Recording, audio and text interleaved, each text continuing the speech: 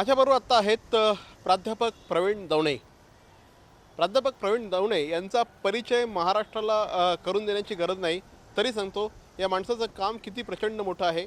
जवळपास 80 ते 85 पुस्तकं, जवळपास 150 पेक्षा जास्त मराठी चित्रपटांचं लेखन, नाटकांचं लेखन, त्याचप्रमाणे अनेक रंगभूमीवर सुरू असलेले कार्यक्रम, सावररेसारखा कार्यक्रम आणि सध्यासुद्धा मराठीमध्ये खूप चांगली नाटकं त्यांची सुरू आहेत. अनेक म्हणजे जवळपास 250 पेक्षा जास्त ध्वनिफिती त्यांच्या आजपर्यंत प्रकाशित झालेल्या आहेत. आणि एवढं विपुल काम केलेले प्राध्यापक प्रवीण दवणे सर आता अखिल भारतीय मराठी साहित्य संमेलनाच्या अध्यक्षपदाचे उमेदवार आहेत. सर, आता जो मी परिचय करून दिला तो करून देता देता मी थोडासा थकलो होतो. एका माणसाचा एवढा मोठा परिचय आणि आणखी खूप म्हणजे महाराष्ट्रातले असंख्य प्रतिष्ठेचे पुरस्कार यांचा धनी असलेला हा माणूस आहे. आणि ज्यावेळेस सर बोलायला उभे राहतात त्यावेळेस समोरचे श्रोते फक्त ऐकायचं काम करत असतात. मी पण ऐकायचं काम करणार आहे. सर, हे एवढं सगळं जे काही विपुल आपण निर्माण करून ठेवलेलं आहे, हे याची सुरुवात कशी काय झाली? याची सुरुवात माझ्या शालेय वयापासूनच झाली. शाळेमधली जी एक पेटी लायब्ररी म्हणतो आपण, की वर्गामध्ये ती एक पेटी यायची आणि त्या पेटीमध्ये पुस्तकं असायची आणि आमचा ऑफ तास ऑन व्हायचा तो त्या पेटीमुळे. त्या सगळ्या पेटीमध्ये मी खूप सुंदर पुस्तकं वाचली. अर्थात बालवयात असल्यामुळे मी परिकथा वाचल्या, पण परिकथेच्या जगातून मी एका वास्तवाच्या जगात आलो. विशेष म्हणजे माझ्या आयुष्यामध्ये लेखनाची जिद्द करणारं एक महत्त्वाचं पुस्तक त्या आचार्य अत्र्यांचं मी कसा झालो. ह्या पुस्तकातल्यामध्ये जी अनुक्रमणिका आहे त्याच्यामध्ये अत्र्यांचे जे पैलू मी पाहिले, इतका थक्क झालो की एक माणूस इतक्या क्षेत्रामध्ये आपला सुवर्ण ठसा उमटवू शकतो हे पाहून मी भारावलो. या सगळ्यांतून जी शाळेमधली जी एक भित्तीपत्रिका असते त्याच्यात माझं लेखन झालं. नाशिकला माझं बरंचसं शिक्षण झालं. तिथलं त्यावेळेला न्यू हायस्कूल नाव होतं, आज बिटको शाळा नाव आहे. त्यावेळेला आता मराठा हायस्कूल नावाची दुसरी शाळा आहे. त्या ठिकाणी माझं सगळं लेखन सुरू झालं. गंमत म्हणजे मी 7वीत असताना माझं पहिलं नाटक हे शाळेच्या रंगमंचावर झालं. तर नाटकाचं नाव पण इमानदार असं होतं आणि प्रेक्षकांना ही माहिती खूप आवडेल की म्हणजे मी त्याच्यामध्ये काम पण केलं होतं. नाशिकलाच असताना मी स्वतः एक वर्षभर आमचा वाडा, त्याला वाडा म्हणायचे, 15-20 जणांच्या बिराड्याला वाडा म्हणायचे, आम्ही भाडेकरीच होतो. आम्ही पण नाशिकचे. हो, तर भारती नावाचा हस्तलिखित मी चालवलो आणि 12 अंक मी स्वतः लेखक, संपादक, प्रकाशक आणि तिथल्या सगळ्या मुलांना घेऊन मी ते काढलं आणि त्याच्यातून ती सुरुवात झाली. आणि साक्षात आमच्या शेजारी राहायला होते प्राध्यापक वसंत कानेटकर. त्या कानेटकरांना मी ते सगळं नेऊन दाखवलं. कुसुमाग्रजांच्या नगरीत कानेटकरांचा शेजार तुम्हाला लाभला. म्हणजे एकीकडे विशाखा नक्षत्र माझ्या वाट्याला आलं आणि साहित्याचा वसंतही माझ्या वाट्याला आला. सर, आता साहित्य संमेलनाच्या अध्यक्षपदाचे उमेदवार आहेत, परंतु ठाण्यामध्ये पुभा भावे यांच्या अध्यक्षतेखाली साहित्य संमेलन भरलं होतं. हां, पुण्यामध्ये. आणि त्यावेळेस त्यांनी हे साहित्य संमेलन पत्रकार म्हणून कव्हर केलं होतं. सर, कसा काय एक्सपिरियन्स होता? एक हस्तलिखित, त्याच्यानंतर तुम्ही आता एक पत्रकार म्हणून कव्हर करायला गेला होता, काय सांगाल? खूप मजेशीर होता, कारण मला या सगळ्या चळवळीबद्दल ओढ होती. मुळामध्ये मला लेखक बघण्याची ओढ होती, साहित्यिक बघण्याची ओढ होती. म्हणजे मी अगदी सुरुवातीला पहिल्यांदा पु ल देशपांडेंना पाहिलं, शांता शेळकेंना पाहिलं, कविवर्य पाडगावकरांना पाहिलं. त्याला अजूनही मला आठवतं की स्वाक्षरी घ्यायला मुलं जी धावपळ करतात, म्हणजे माडगुळकरांची स्वाक्षरी, जेव्हा त्यांचं पेन त्यांना सापडलं नाही, माझ्या हातातलं मी पेन त्यांना दिलं आणि माझ्या पेनाला त्यांच्या बोटांचा स्पर्श झाला. तुम्ही त्याला भाऊक पण म्हणा, त्याला तुम्ही तरलता म्हणा, काही नाव देऊ शकता, पण हे सगळं झेलत झेलत मी ती संमेलनं सगळी पाहिली. आणि मला असं वाटतं की तो जो प्रवास आहे तो फार सुंदर होता, वेगळा होता. आणि ती जी पत्रकारिता केली ती आमच्या महाविद्यालयाच्या वार्षिकातच केली. साहित्य संमेलनाने मला काय दिलं या नावाचा एक पूर्ण वृत्त असलेला लेख मी लिहिला आणि ते माझ्या आयुष्यातलं पहिलं संमेलन होतं. त्यांनी मी बरीचशी रसिक म्हणून केली. पुढे मला या व्यासपीठाने बोलावलं आणि कवी संमेलनात मी शिकलो. कवी संमेलनात महाराष्ट्रात भाग घेतला. साहित्य संमेलनाच्या पदावरून मी अनेकदा म्हणजे आणि ठाण्यामध्ये जे साहित्य संमेलन झालं तिथे तर मला ठाणेकर संयोजकांचे विशेष आभार मानायचे की इथल्या अखिल भारतीय साहित्य संमेलनाच्या कवी संमेलनाचं त्यांनी मला अध्यक्षच केलं. मला असं वाटतं मोठा मान आहे आपल्या गावाने दिलेला. परमपूज्य सुधांशुजी महाराजांच्या पावन सानिध्यात विराट भक्ती सत्संग दिनांक 1 ते 4 डिसेंबर 2016. स्थळ मॉडेला मिल कंपाऊंड, LBS मार्ग, चेकनाका, ठाणे. आयोजक विश्व जागृती मिशन, ठाणे मंडळ प्रचंड मोठ्या संख्येने भाविकांनी कार्यक्रमाला यावं असं आवाहन संस्थेच्या वतीने करण्यात आलं आहे. तिळतेलाचा दीप लाविता अखंड देवा पुढती दिव्यास पाहून लक्ष्मी येते घेऊन सात्विक शांती. पितांबरी दीपशक्ती तीळ तेलाचाच लावा देवांपुढे दिवा. कमी तेलात काजळीशिवाय अधिक प्रकाश मिळवा.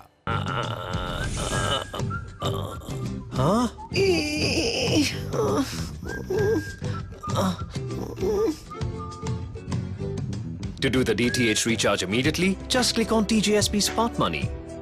Enter your MPIN. Go to Merchant Payment. Select DTH Recharge, Service Provider, your account number, the money you want to transfer. Select your account, enter transaction PIN. And it's transferred.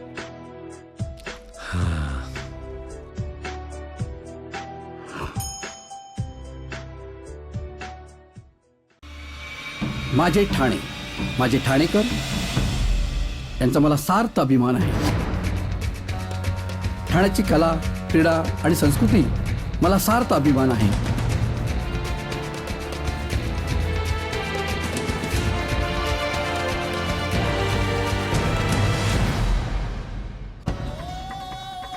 ठाण्याचा अभिमानाचा मालबिंदू ठाणे कला क्रीडा महोत्सव 2016, 27 नोव्हेंबर ते 4 डिसेंबर.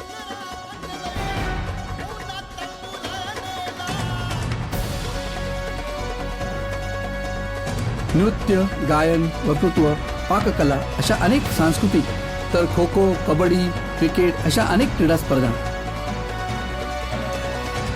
सहभागी व्हा आणि दाखवून द्या मला सार्थ अभिमान आहे ठाणेकर असल्याचा. उत्सव कलेचा, क्रीडा परंपरेचा. ठाणे कला क्रीडा महोत्सव 2016.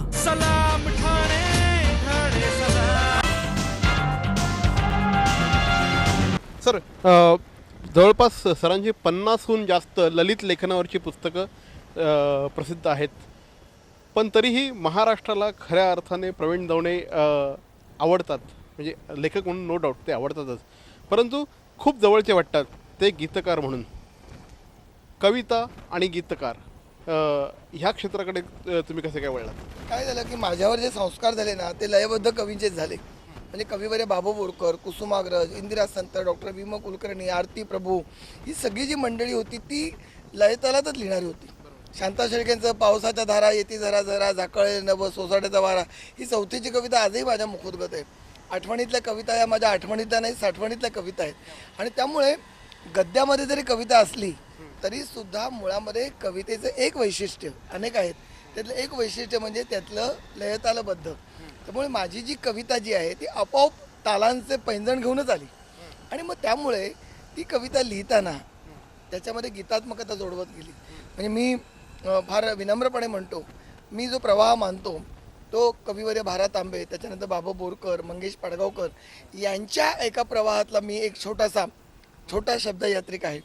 आणि त्यामुळे ही बाकीची मुक्तछंदातली कविता मला आवडते, मला सगळी ती आजही त्याच्यामधली मुखोद्गतही आहे. परंतु वसंत बापटांसारखा कवी जेव्हा मुक्तछंद लिहितो त्यावेळेला तो छंदबद्धही तितकाच लिहितो. त्यामुळे छंद आणि मुक्तछंद असला तरी त्याच्यामध्ये मुळात छंद पाहिजे, हे माझ्या कवितेने ओळखल्यामुळे त्याची गीतं झाली. आणि त्यामुळे नामवंत संगीतकार, आज मला आनंद वाटतो की स्वरसम्राज्ञी लता दिदींना ज्यांना पहिली संधी दिली हे दत्ता डावलेकर. ते त्याच्यापासून अगदी अलीकडचे लोकप्रिय अजय अतुल, चिंब भिजलेले गाणं सगळ्यांना माहिती आहे. नंदू होनम यांच्यावर मी काम केलं. निघालो घेऊन दत्ताची पालखी, आज घराघरात मनामनात आहे. सर्व प्रकारचं मला लिहिता आलं आणि मी त्या मानाने आनंदात आहे. एक्झॅक्टली. पण हे होत असताना, कवितेबद्दल आपण बोलत असताना, प्राध्यापक प्रवीण दवणे यांच्या मुखातून त्यांच्या काही कविता ऐकणं म्हणजे खूप मोठी गोष्ट असते. सर, आमच्या असंख्य प्रेक्षकांसाठी एखादी कविता झालीच. मी मुळामध्ये रसिकांसाठी आणि कवींसाठी आणि सगळ्या दर्शकांसाठी ही कविता सादर करतो. कविता नंतर फुलते, आधी आपण फुलून लिहावे लागते. कविता नंतर फुलते, आधी आपण फुलून लिहावे लागते. गाणे नंतर जुळते, आधी आपण गाणे व्हावे लागते. निळी रात्र वितळते, निळी रात्र वितळते, केशर पहाट उजळते. हिरव्या गार पानांवर दवा सोने मिसळते. आधी डोळ्यातूनच सारे चित्र पिऊन घ्यावे लागते. आधी डोळ्यातूनच सारे चित्र पिऊन घ्यावे लागते.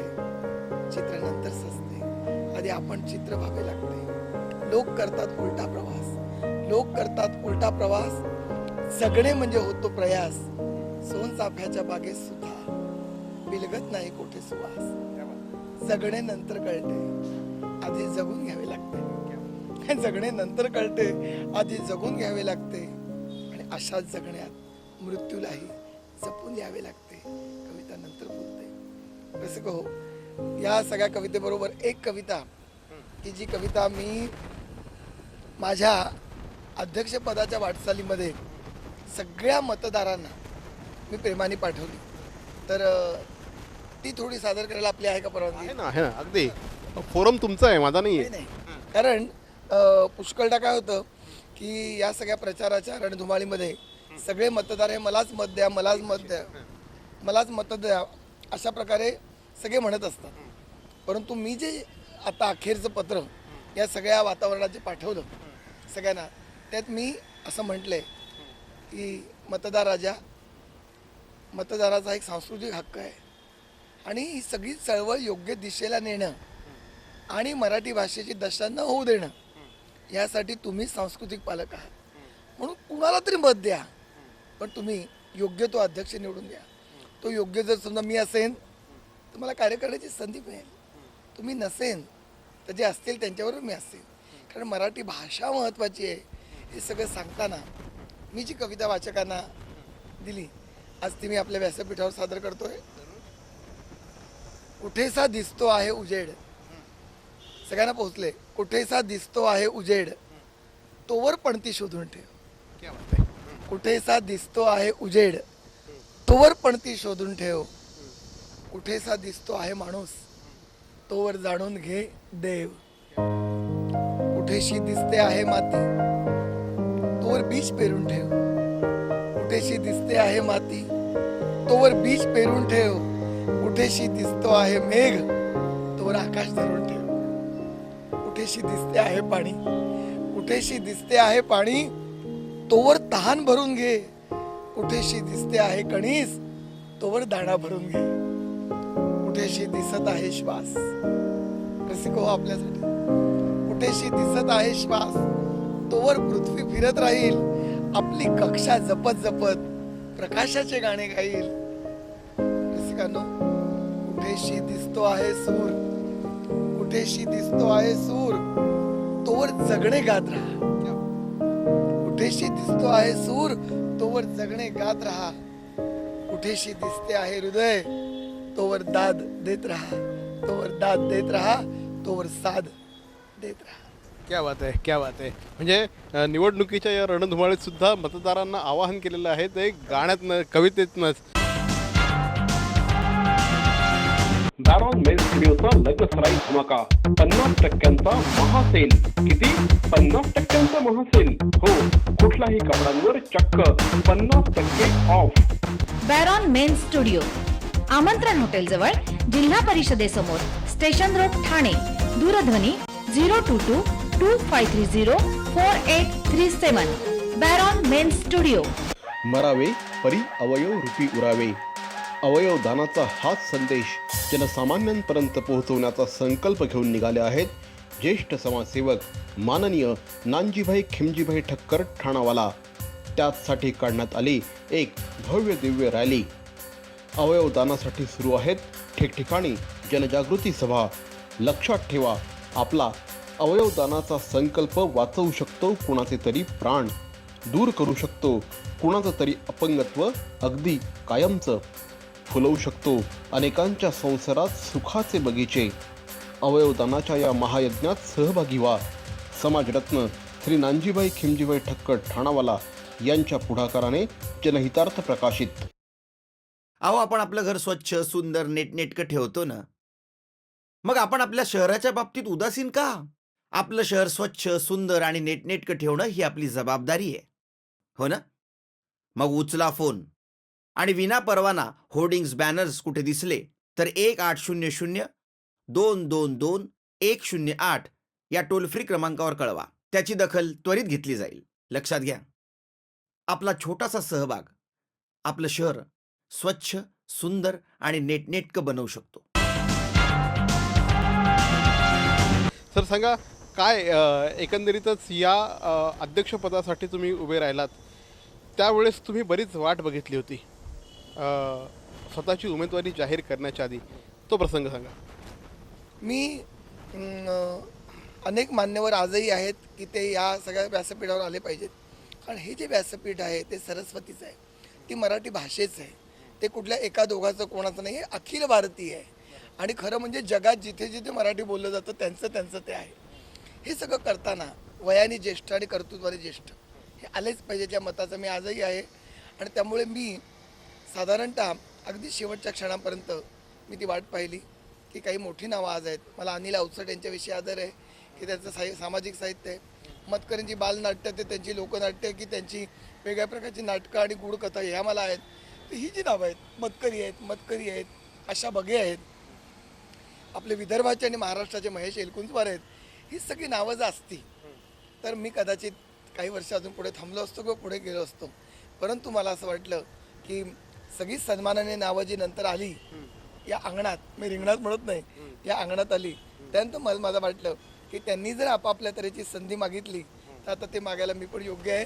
त्यामुळे आतल्या प्रवीण दवणेंनी बाहेरच्या प्रवीण दवणेला सांगितलं की आता तो पुढे जा. सर, जवळपास गेले महिनाभर गेले 3 आठवडे महाराष्ट्रभर अक्षरशः पायाला भिंगरी लागल्यासारखे फिरतायत. आज सकाळी ते कुठून आलात आपण? निंबूज म्हणून गाव आहे बारामतीजवळ, निंबूज आणि फरांदे नगर, 40 घरांची वस्ती आहे. पण तिथे पण काल रात्री जवळजवळ 2,500 ते 3,000 श्रोते आले होते आणि परिसरातले लोक म्हणजे अगदी सासवडपासून सगळी मंडळी आली होती. क्रीम उत्कृष्ट, म्हणजे शेतकरीसुद्धा खूप चांगला वाचक असतो, शिक्षक वाचक असतो, त्याचा अनुभव मी घेतला. आणि पहाटे 4ला मी पोहोचलो आणि मला असं वाटतं ना, उभं राहिलो तरी पण मी जणू काही चाललोय की काय. म्हणजे घरामध्ये जर मी क्वचित बसलो तर मला वाटतं की घरातली खुर्ची सरकते, इतका मी प्रवासात आहे. पायाला भिंगरी आणि मनाला पंख आहे. पायाला भिंगरी आणि मनाला पंख लागलेले आहेत. सर, तुम्हाला या अध्यक्षपदासाठी हार्दिक शुभेच्छा आणि महाराष्ट्राला या अखिल भारतीय मराठी साहित्य संमेलनाला आपल्याला पूर्णपणे शुभेच्छा. जाता जाता कविता रूपी आवाहन किंवा एक कविता आमच्या रसिक प्रेक्षकांसाठी झाली पाहिजे. कुणीतरी वाट बघते प्राणातून म्हणून तर जाण्यात मजा आहे. कुणीतरी वाट बघते प्राणातून म्हणून तर जाण्यात मजा आहे. कुणीतरी ऐकत असतं हृदयातून म्हणून तर गाण्यात मजा आहे. जुनीच पत्र पुन्हा पुन्हा वाचत असतं कुणीतरी, जुनीच पत्र पुन्हा पुन्हा वाचत असतं कुणीतरी, दिवे सगळे विजल्यावर जळत असतं कुणीतरी. अशाच वेळी चंद्र होऊन टपटपण्यात मजा आहे. कुणीतरी वाट पाहते प्राणातून म्हणून तर जाण्यात मजा आहे.